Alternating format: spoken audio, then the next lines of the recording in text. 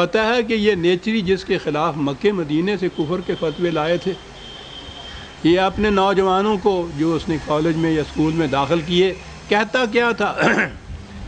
اعلان کرتا تھا نوجوانوں کو مخاطب کر کے جو ایڈمیشن کے لیے آئے تھے کہ یاد رکھو سب سے سچا کلمہ لا الہ الا اللہ محمد الرسول اللہ ہے، اس پر یقین رکھنے کی بدولت ہماری قوم ہے۔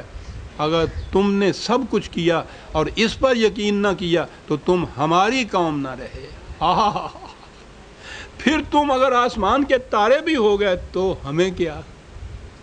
مجھے امید ہے کہ تم علم اور اسلام دونوں کے نمونے ہوگے اور جب ہی ہماری قوم کو عزت نصیب ہوگی۔ یہ تھی تعلیم سر سید کی عزیزان من۔ آج تک کیفیت یہ ہے ان لوگوں کی کہ جہاں کہیں یہ نوجوان طالب علم آج کے ہمارے ہاں کے، میں عرض کروں گا کہ یہ کیوں مذہب سے متنفر اور سرکش ہو رہے ہیں، جہاں کہیں یہ وہ نظر آتے ہیں، ہر محراب و ممبر سے آواز اٹھتی ہے، دیکھا نا سر سید کی تعلیم کا اثر، دیکھا مذہب کے خلاف کیسے ہو رہے ہیں، سر سید کی تعلیم کا اثر۔ سر سید نے کس قسم کے اپنے ہاں نوجوان طالب علم پیدا کیے تھے، ایک مثال اس کی، عبد الماجد دریابادی مرحوم صدق کے جو مدیر تھے، انہوں نے صدق میں واقعہ لکھا تھا کہ 1958 کا ذکر سر سید کی وفات یا تو ہو چکی تھی یا عن قریب ہونے والی تھی۔ علی گڑھ کی شہرت کرکٹ کے میدان میں ہندوستان گیر ہو چکی تھی کہ ایک کرکٹ میچ سول سروس والوں کے مقابلے میں نینی تال میں قرار پایا۔ سول سروس کی ٹیم کرکٹ کی ایک طرف، علی گڑھ کے نوجوانوں کی مسلمانوں کی دوسری طرف۔ میچ شروع ہوا اور اتفاق کے جمعے کا دن تھا۔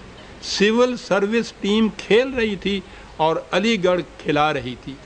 علی گڑھ کے شعراء آفاق باؤلر اشفاق باؤلنگ کر رہے تھے۔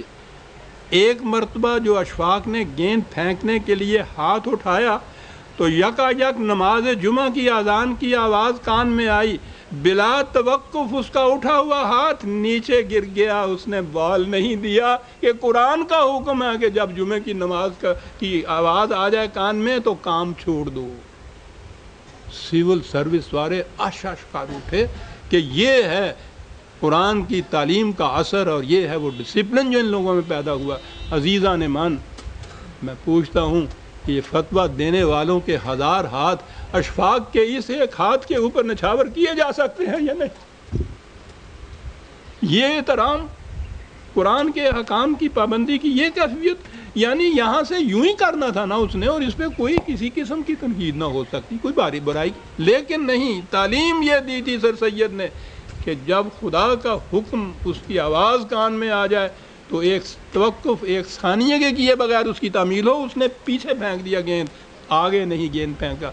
سر سید نے تو یہ نوجوان پیدا کیے تھے، اور یہ جو آج کہہ رہے ہو کہ مذہب سے نفرت اور سرکشی کیوں پیدا ہو رہی ہے، یہ تو نتیجہ اس بات کا۔ جس نوجوان کو آپ یہ کہو گے کہ اللہ میاں نے مٹی کا ایک پتلا بنایا آدم، اس کی پسلی کو چیرا، اس میں سے ایک عورت نکالی حوا، اور اس عورت کو آدم کی بیوی قرار دیا، اور وہاں سے آگے سلسلہ چلا جناب، اور اس کے بعد پھر وہ جو عورت کے پیچھے ہاتھ دھو کے یہ پڑے، کیا قصور تھا اس کا؟ وہ خود تو نکلی نہیں تھی بیچاری،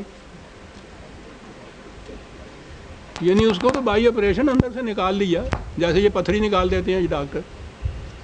اور اس کے پیچھے آج تک نیا جو آپ کے یہاں سیاسی ڈھانچہ کہا جا رہا ہے، اس میں ہمارے ہاں کہ یہ مجدد نہیں۔ اول تو کہتے ہیں کہ عورتوں کو ووٹ کا حق ہی نہیں ہوگا، اور سنیے آگے کہ اگر مجبوراً حق دینا ہی پڑا تو عورت کا آدھا ووٹ شمار کیا جائے گا، آدھا ووٹ۔ اسلام کے خلاف اس سے پہلے بھی بہت سازشیں ہوئی، لیکن اسلام کا معاذ اللہ مذاق نہیں کسی نے اڑایا۔ یہ خصوصیت اسی دور کو حاصل ہے۔ یہ بات جو دنیا کی قومیں سنیں گی کہ عورت کو ووٹ کا حق ہی نہیں، اگر دینا ہے حق تو آدھا ووٹ اس کا شمار کیا، کبھی دنیا میں سنا کسی نے آج تک؟ اور اسے کہتے ہیں اسلامی نظام ہوگا۔ یہ تھی عزیزان من سر سید نے یہ تعلیم دی۔ آج جتنے بھی آپ کو یہ ڈاکٹر، یہ انجینئر، یہ دانشور، علم الافلاک کے ماہر بڑے بڑے ریسرچ اسکالر، قوم کے اندر شعلہ بیان مقرر، UN کے اندر جانے والے، اپنے کیس اس طرح پیش کرنے والے، یہ جس قدر بھی آپ کو انٹلیکچوئل انٹیلیجنشیا نظر آتا ہے، یہ ثمر ہیں نخل سر سید کا۔ وہ شخص اس وقت اگر یہ تحریک نہ اٹھاتا تو ہم آج بھی یہی کہتے کہ یہ 7 آسمان ایک دوسرے کے اوپر شیشے کے ڈال رکھے ہوئے ہیں ساتھ۔ صدقہ ہے سر سید کا عزیزان من، اور آج سب سے زیادہ مخالفت سر سید کی ہو رہی ہے تاکہ اس کے بہانے سے پرویز صاحب کی مخالفت کر دی جائے۔ پرویز اور سر سید نہیں، ہر وہ شخص جو عقل و فکر سے کام یہاں دے گا اس کے خلاف کفر کا فتویٰ لگے۔ یہ چیز آج خود نہیں ہو گئی اور میں یہیں آنا چاہتا تھا۔ مغرب کی قوتیں صلیبی جنگوں کے بعد بالخصوص مسلمانوں کی قوت سے ہمیشہ شاکی رہی ہے، ان کو ڈر رہا ہے، ان سے بڑا خطرہ رہا ہے۔ ان کی مسلسل سازش اور کوشش یہ رہتی ہے کہ کسی طرح سے یہ بیدار نہ ہونے پائے۔ اقبال نے انہی کی اس سازش کی طرف اشارہ کرتے ہوئے کہا تھا کہ نیند سے بیدار ہوتا ہے ذرا محکوم اگر، پھر سلا دیتی ہے اس کو حکمراں کی ساحری۔ اب یہ جو سر سید کے زمانے کی یہ چیزیں چلی آ رہی تھیں ابھی موجب خطرہ نہیں بنی تھی۔ اب جو مسلمانوں کی اتنی مملکتیں آزاد ہوئی ہیں اور وہاں یہ نیچر کی قوتیں، فطرت کی قوتیں، علوم سائنس ان کا کچھ چرچا ہوا ہے تو اس سے ان کو بڑا خطرہ نظر آیا ہے۔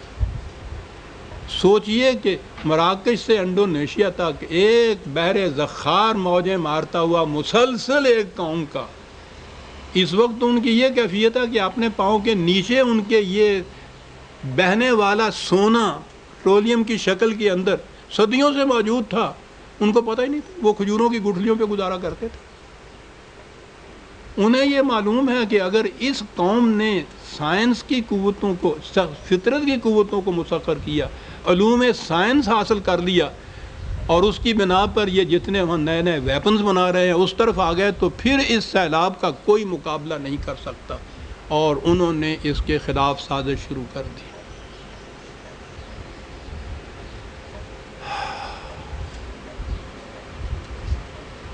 سازش یہ شروع کی کہ یہ ان کے اندر اس خیال کو پھیلا دیا جائے کہ صحیح اور اصلی اسلام وہی ہے جو آپ کے ہاں عہد ملوکیت میں وضع ہوا تھا اور جو فقہ کی روح سے تمہارے ہاں آ رہا ہے اور جو احادیث اور روایات کے اندر ہے۔ یہ پختہ کر دیا جائے یقین ان کے دل کے اندر کہ صحیح اور سچا اسلام وہ ہے، اور یہ جو عقل و فکر کی طرف دعوت دینے والا اسلام ہے یہ الحاد ہے، بے دینی ہے، کفر ہے، زندیقیت ہے۔ یہ ہے وہ سکیم ان کے ہاں کی۔ اقبال نے بہت پہلے اس کو بھانپا تھا، بڑی دور رس نگاہ تھی اس شخص کی۔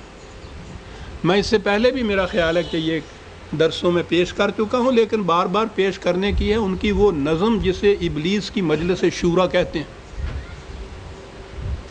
وہ بڑی ڈرامائی نظم ہے، عزیزان من فرصت ملے تو اسے ضرور پڑھ دیکھیے۔